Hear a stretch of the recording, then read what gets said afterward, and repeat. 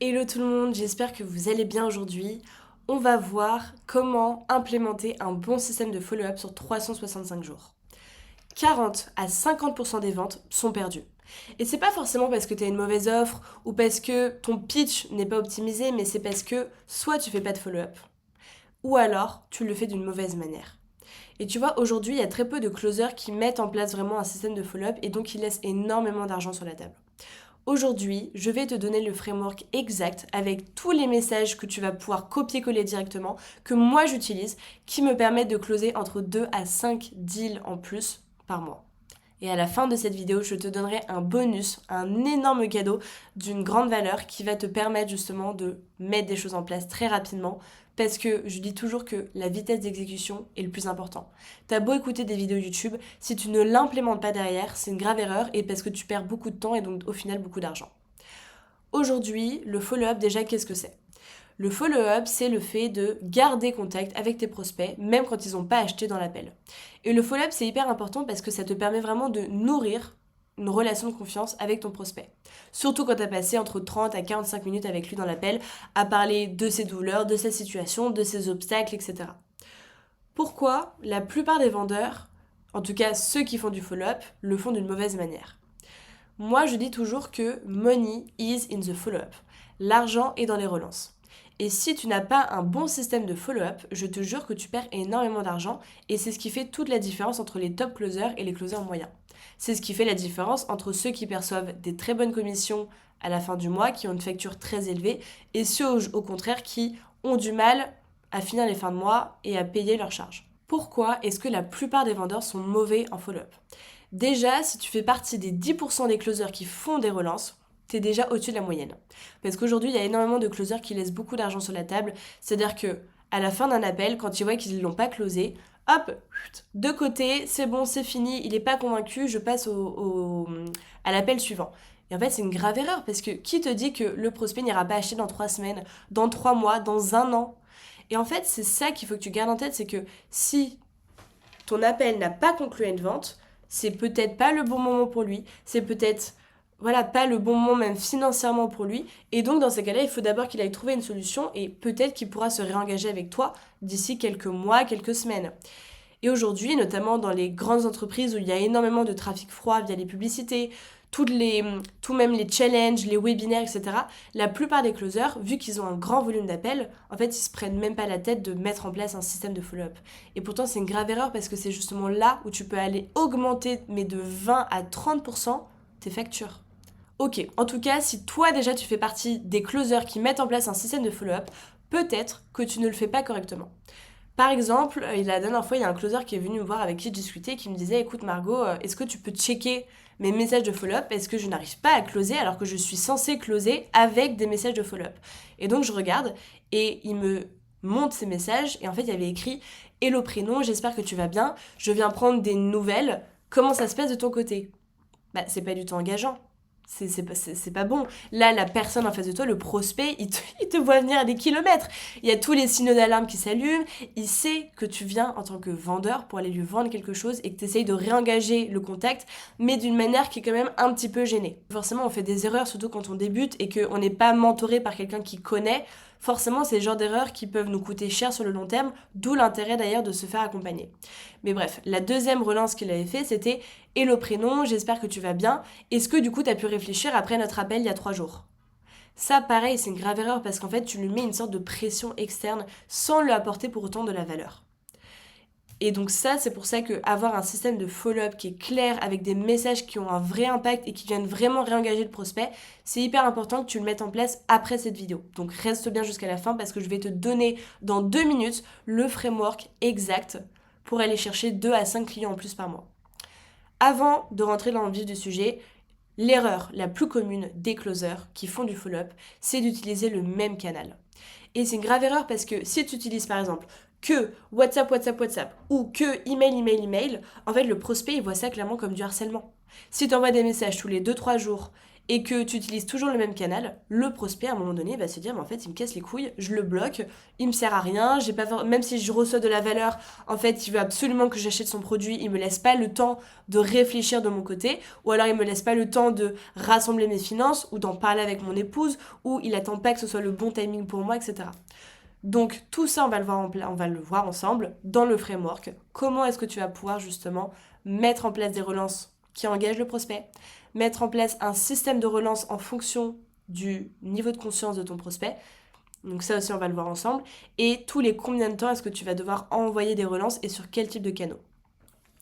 Alors, avant même de commencer, le bonus que je voulais te parler, qui sera disponible sur mon groupe School, c'est l'art du follow-up en vente sur les 365 jours. En fait, c'est tout ce que je vais te donner dans cette vidéo, mais dans un document Word, beaucoup plus en détail, avec des messages envoyés selon le niveau de conscience du prospect, selon les objections, etc. Donc, tu as des messages pré-rédigés, des stratégies par niveau de maturité, comment augmenter le niveau de conscience pour que ton prospect achète d'ici 2 à 3 semaines ou 2 à 3 mois. Donc, tu as toute la philosophie du follow-up, quand l'utiliser, les 3 piliers du follow-up, donc tout ça je vais le détailler dans 1 minute là, juste après dans la vidéo, et le plan d'action sur 365 jours. Donc en fonction des leads chauds, des leads tièdes, des leads froids, etc. Donc voilà, avec tous les messages pré-rédigés sur les différents canaux, WhatsApp, SMS, email, etc. Enfin c'est une pure masterclass. Les bibliothèques de messages par objection, donc le budget, les croyances, les peurs de l'arnaque, etc. Et les règles d'or du follow-up, bien évidemment. Voilà. Le fichier que je viens de te montrer est disponible uniquement dans mon groupe School que je t'enverrai. Donc n'hésite pas à t'abonner et à m'envoyer un message pour recevoir ton cadeau. Ça me fait plaisir. Alors, on va rentrer dans le vif du sujet. Premièrement, donc le framework est en 3 étapes. Premièrement, tu ne brûles pas les ponts. C'est une erreur que beaucoup de closers font, c'est qu'une fois qu'ils voient que l'appel est mort, que la vente ne va pas se faire, ils coupent contact direct et en fait, en 30 secondes, l'appel est terminé, c'est ciao, bonsoir. Sauf qu'en fait, le prospect, forcément, tu viens de passer 30 à 45 minutes avec cette personne dans le rendez-vous, tu t'es exposé, tu as parlé de ta situation, de tes douleurs, de tes blocages, de l'impact que ça avait, et à partir du moment où le closer voit que finalement tu n'achètes pas, hop, ça dégage. Forcément, en tant que prospect, tu te poses des questions et t'as pas forcément envie de replanifier un rendez-vous avec cette personne dans les semaines qui suivent. Donc, ne coupe pas les ponts. Quand tu vois que ta vente ne va pas se faire dans l'appel, c'est ok. Peut-être qu'il l'achètera plus tard. Donc dans ces cas-là, tu continues la conversation pendant encore quelques minutes, histoire de vraiment t'intéresser à ton prospect, de lui donner un maximum de valeur, et tu vas en profiter pour replanifier un deuxième rendez-vous avec lui dans les prochaines semaines. Soit c'est un lead qui est chaud, et dans ce cas-là, tu vas replanifier un rendez-vous dans les 2 ou 3 jours qui suivent, parce que peut-être qu'il a juste besoin de temps pour rassembler ses finances, ou alors peut-être qu'il doit en parler à son épouse. Et donc dans ces cas-là, tu vas replanifier un rendez-vous avec lui. Et entre-temps, tu vas lui envoyer de la valeur à balle, tous les jours. Si tu vois que c'est un lead qui est tiède ou froid, tu replanifies un rendez-vous avec lui dans les prochaines semaines qui suivent pour vraiment lui envoyer un maximum de valeur. Et le but, c'est de continuer en fait à nourrir cette relation de confiance et à vraiment le nurturer, à l'éduquer. En vrai, c'est ok si il n'achète pas dans ton appel. Qui te dit qu'il n'achètera pas dans les prochaines semaines ? Moi, le nombre de personnes que j'ai closées sur le long terme en continuant à engager la discussion avec eux, en pouvant justement leur envoyer un maximum de valeur, c'est vraiment lunaire. C'est pour ça que je t'encourage vraiment à mettre en place un système de follow-up qui soit clair et actionnable. Donc l'étape 1, c'est ne brûle pas les ponts. Tu continues à engager la discussion et à planifier un deuxième rendez-vous pour pouvoir le follow-up. Ensuite, la deuxième étape, c'est d'envoyer un maximum de ressources. Et ça, j'insiste vraiment là-dessus. On ne fait pas des relances pour prendre des nouvelles. On envoie des relances avec une bonne raison de le faire, pour envoyer de la valeur. Et de la valeur, ça peut être des ressources audio, des podcasts, ça peut être par exemple des e-books, des vidéos, des études, etc. On apporte toujours de la valeur au prospect. Et dans le fichier justement que je t'ai mis à disposition dans le School, tu vas pouvoir retrouver des messages pré-rédigés et des types de ressources à envoyer, qui sont hyper puissantes. Tiens, d'ailleurs, ça me fait penser, j'ai un document où j'ai écrit 2-3 messages. Par exemple, un premier message de valeur. Hello prénom, j'espère que tu vas bien. Je viens de tomber sur cette vidéo et j'ai pensé directement à toi, je te l'envoie en espérant qu'elle te parle. Ou alors, hello prénom, comment tu vas ? Encore un cadeau pour toi, je suis certaine que cette vidéo va t'aider à résoudre XYZ dont tu m'as parlé la semaine dernière pendant notre dernier rendez-vous. Fais-moi ton retour. Voilà, et ça c'est le type de message qu'on peut envoyer. Donc étape numéro 1, on ne coupe pas les ponts. On continue à engager le prospect dans l'appel et après l'appel en planifiant un deuxième rendez-vous. Ensuite, on va envoyer un maximum de valeur en faisant bien attention aux messages qu'on envoie. Et l'étape numéro 3, c'est on gère son pipeline. Et ça, c'est très très important. La plupart des closers n'ont pas de CRM. Ou alors s'ils en ont un, c'est le bordel. Déjà, il faut que tu aies 2 listes. Une liste chaude, c'est tous les prospects qui vont acheter dans les 10 prochains jours. La liste chaude, tu es censé la mettre à jour tous les jours. Ensuite, tu as la liste générale. C'est la liste de follow-up que tous les prospects peuvent acheter dans le prochain mois ou les prochains mois, les prochaines semaines. Donc ça, c'est le genre de liste que tu vas mettre à jour tous les 2-3 jours par exemple. Je te donne mon astuce pour pouvoir mettre en place ton système de follow-up parce que forcément, c'est chiant à faire. C'est hyper générique, tu envoies tout le temps la même chose à tes prospects, etc. Et c'est forcément, moi, c'est la tâche qui me plaît le moins dans le closing, mais c'est nécessaire. Comment est-ce que je rends ça un peu plus fun? Déjà, tous les 2 jours, je book 1 heure dans mon agenda que j'appelle la golden hour, donc vraiment l'heure d'or. Donc c'est justement là où tu vas chercher des clients en plus sans pour autant les faire des appels supplémentaires. Et donc, en général, je me mets de la musique dans mes oreilles, soit du jazz ou alors même une musique un peu peps, et je le fais notamment le matin, parce que c'est là où t'as le plus de motivation, t'as le plus la hargne, et ça t'évite de le décaler au lendemain.